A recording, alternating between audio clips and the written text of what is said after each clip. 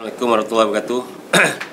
Pertamanya saya ucapkan tahniah kepada Persatuan PKMM, Kontraktor Melayu, yang dah ke tahun 44 lah tahun ni. Dan hari ni juga di antara perkara yang mereka laksanakan, dasar barunya adalah pelancaran generasi muda untuk generasi pelapis di dalam Persatuan Kontraktor Melayu ni. So kita faham bahawasanya ada penurunan untuk kerja-kerja kepada kontraktor kelas F dan semua kategori lah sampai G7. So saya percaya bahawasanya penurunan ini yang masa berlaku pada COVID-19 itu telah dapat ditingkatkan di dalam kerajaan Madani kali ini. So saya difahamkan sudah ada 40% telah meningkat, dan insyaAllah tahun depan kita akan pulihkan semula kerja-kerja yang kita berikan kepada semua kontraktor termasuklah kontraktor di bawah naungan PKMM. Dan saya percaya dengan kerjasama persatuan untuk membela kontraktor Melayu di bawah ini, saya rasa kita akan boleh bekerjasama dengan lebih baik lah. Dan ada perkara-perkara yang diminta saya sampaikan dan juga kita buat keputusan. Di antaranya adalah untuk mewujudkan pemberian kontrak secara undian.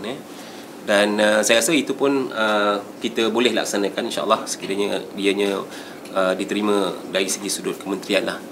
Dan keduanya, mereka meminta juga untuk kita memikirkan tentang bagaimana kita nak memberhentikan pendaftaran kontraktor kelas G1 ini. Kelas F. Tapi apa pun yang kita nak buat ni, kita kena tengok implikasinya lah. Saya percaya memang banyak di antara kontraktor G1 yang telah berdaftar. Mungkin kita boleh sarankan kita melaksanakan pembersihan dulu. Kita melihat berapa ramai yang sebenarnya aktif, yang betul-betul di dalam buat kerja untuk G1 ni. Dan saya juga tadi menyatakan bahawasanya kita difahamkan juga ada ramai di antara kontraktor G1 ni kadang-kadang pinjamkan lesen kat orang. So kita tak nak benda tu semua, sebab agenda kerajaan ini adalah untuk mencipta SME, mencipta kontraktor yang akhirnya kita akan dapat meningkatkan mereka kepada G2, G3, G4 dan seterusnya G7 lah. So ini adalah program keterusan, tidak ada program-program yang kita boleh anggap gagal. Dan saya minta juga Persatuan PKMM ni untuk memikirkan, membantu kerajaan memikirkan bagaimana kita melahirkan formula ataupun buah fikiran untuk kita bawa kepada Kongres Ekonomi Bumiputera. Kongres Ekonomi Bumiputera ini telah dipersetujui di dalam peringkat kabinet, dan Datuk Seri Zahid merupakan salah seorang pengurusi untuk Kongres Ekonomi Bumiputera ini. Saya minta PKM untuk cadangkanlah buah fikiran mereka untuk kita menjamin sekurang-kurangnya kita boleh lasting another 30 or 50 years untuk kita pastikan agenda Bumiputera ini dapat kita teruskan. Dulu kita ada DEB, ada banyak formula-formula dalam DEB yang kita nak pastikan agar orang Melayu ini terbela di dalam dari segi sudut ekonomi dan juga kita punya sosial. Dan inilah peluang sekali lagi yang diberikan oleh PMX kita untuk kita sama-sama fikirkan apakah formula yang terbaik untuk kita laksanakan dasarnya, yang akhirnya orang Melayu, orang Bumiputera ini akan dapat manfaatnya untuk masa yang akan datang. So itu di antara perkara-perkara yang saya ucapkan tadilah. Okey. Itu tadi ada cadangan daripada Presiden PKMM sendiri, dia kata nak untuk lantik senator dan kalangan diorang ni. Mungkin di pihak Datuk, adakah mungkin boleh diwujudkan ataupun boleh direalisasikan hasrat daripada PKMM ini? Ya, saya percaya senator ni sebenarnya di dalam sektor, di dalam kerajaan kita ni, kebanyakan senator ini mewakili bidang masing-masing lah. Ya, dia akan mewakili belia, mewakili sukan. Dan mungkin permintaan yang memang boleh kita fikirkan bagaimana untuk kita panjangkan kepada Yang Amat Berhormat Perdana Menteri untuk memikirkan satu kota senator untuk untuk persatuan PKMM lah. Saya rasa itu tidak mustahil boleh dilakukan, tapi apapun kita akan minta persetujuan Yang Amat Berhormat Perdana Menteri lah. Sebenarnya senator ni dah laku. Dulu Presiden kami Datuk Rosli Roslan dengan Setiausaha Agong. Bila tu? 1990-an, 2000. Lama lah.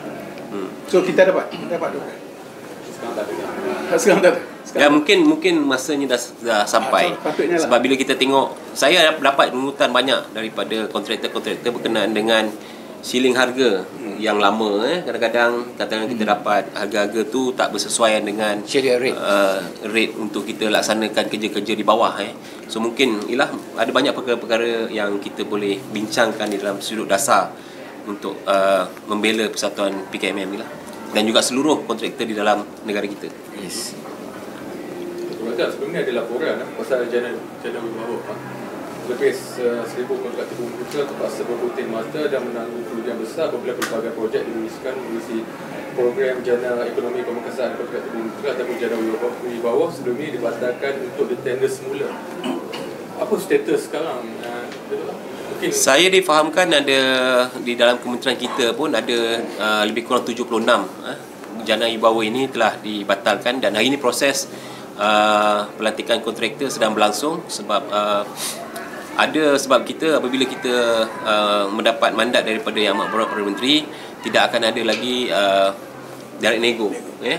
Jadi ada kaedah yang dikatakan prakelayakan. So ini sedang berlangsung, dan alhamdulillah saya lihat telah banyak kerja-kerja ini telah dapat ditenderkan di dalam kategori prakelayakan, dan insyaAllah awal tahun depan kita dah dapat laksanakan semua. Sambungan tadi Jana Wibawa tu PKMM langsung tak dapat. tak dapat. Tak terlibat. Dia hanya mungkin ada satu parti je, kontraktor yang milik parti tu yang dapat. Kami tak dapat. Yang Jana Wibawa ni Jana sebenarnya Wibawa inisiatif yang daripada ada cakap tadi kan. Tak ada. Kami PKMM langsung tak dapat. Tak dapat. inisiatif daripada Tan Sri Muhyiddin dululah. Okey. Datuk Seri nak minta respon berkenaan dengan intipati ucapan Datuk Seri Ahmad Zahid yang mahu supaya kontraktor yang membina dan melaksanakan projek kerajaan menganggap setiap projek tersebut sebagai peluang untuk menunjukkan prestasi pelaksanaan. Respon sikit PKMM. Sekarang ni memang dah ada macam-macam PKK pantau kita projek-projek dan juga CIDB. Bila projek tu ada masalah, laporan terus diberi kepada CIDB.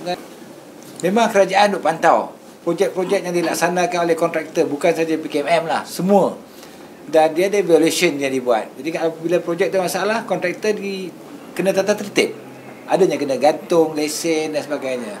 Jadi itu tidak menggalakkan kontraktor kena blacklist lah. Blacklist lesen kena gantung, dia tak boleh renew, dan juga kena penalti. Tapi projek-projek tu banyak yang terkesan ni apabila PKP, ramai kontraktor tak boleh buat. Lepas PKP, masalah PKP tu pekerja tak ada.